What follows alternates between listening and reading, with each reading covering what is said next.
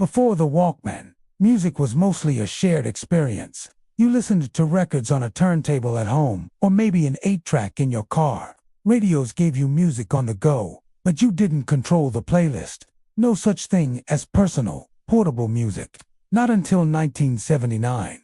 That was the year that Sony launched a small cassette player that could actually fit in your pocket. It was called the Walkman. It transformed the way we listened to music forever.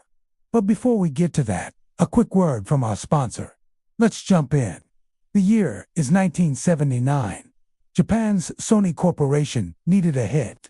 They'd made TVs, radios, and audio equipment, but nothing had really caught the public's imagination. Then along comes an idea.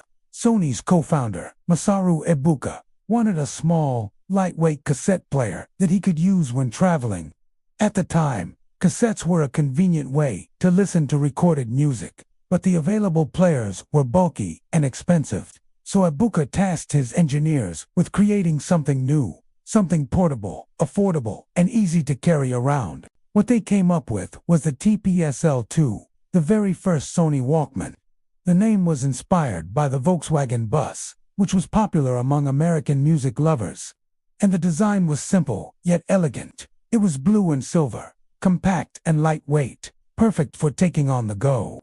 And it had one feature that totally changed everything. A headphone jack. Suddenly, instead of sharing music with everyone around you, you could have a private concert in your ears. Within a few years, the Walkman became a global sensation. Over 200 million units were sold. It turned music listening into a personal experience. And this was totally revolutionary. Music wasn't just about what everyone else was listening to. It was about your playlist, your vibe, your world. Jogging, hanging out, or zoning out. The Walkman fit every lifestyle. In fact, many say the Walkman is what kick-started the jogging craze of the 80s. People weren't just running. They were running to their own soundtrack. The Walkman's impact went beyond just music. It became a cultural symbol. By the early 80s, it was everywhere. Students carried them to school. Businessmen used them on their commutes. Teenagers used them to escape their parents' music at home. And then there's fashion. Suddenly, headphones became an accessory, part of your style statement. And let's not forget the cassette mixtapes. With a Walkman, your mixtape wasn't just for a party or your car. It was your personal soundtrack, a love letter in music form. A way to express identity without words. The Walkman's success surprised even Sony. They simply never expected that people would want a device that played music for just one person. But they were wrong, and the reason for that is simple. The Walkman gave people freedom. Freedom to move around. Freedom to listen to whatever they wanted, whenever they wanted, however they wanted. It put the power in the hands of the listener. So what exactly made the Walkman so successful? For starters, it was incredibly user-friendly. You simply pop in a cassette tape and start listening.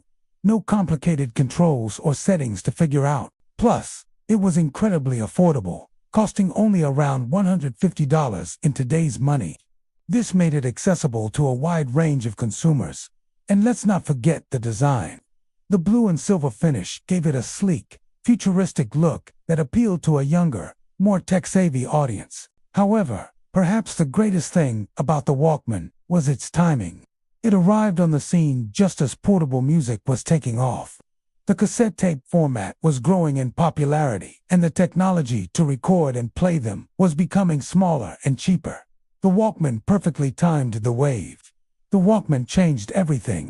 It paved the way for future generations of portable music players. Without it, there would be no Discman in the 90s, no iPod in the 2000s, no Spotify playlists in your pocket today. Every pair of AirPods, every gym playlist, every time you zone out with your favorite song. It all traces back to 1979 and that blue and silver Walkman. Even today, the Walkman holds a special place in people's hearts. Retro collectors hunt for them. Movies and shows set in the 80s often use Walkmans as instant nostalgia cues. It represents freedom, youth, and the magic of music made personal. So here's the big question. Did you own a Walkman? Or do you remember someone in your family carrying one around? Drop your stories in the comments. I'd love to hear them. And if you enjoyed trips back into 70s and 80s culture, don't forget to like, subscribe, and hit the bell for more nostalgia. Thanks for watching. Catch you next time. Peace.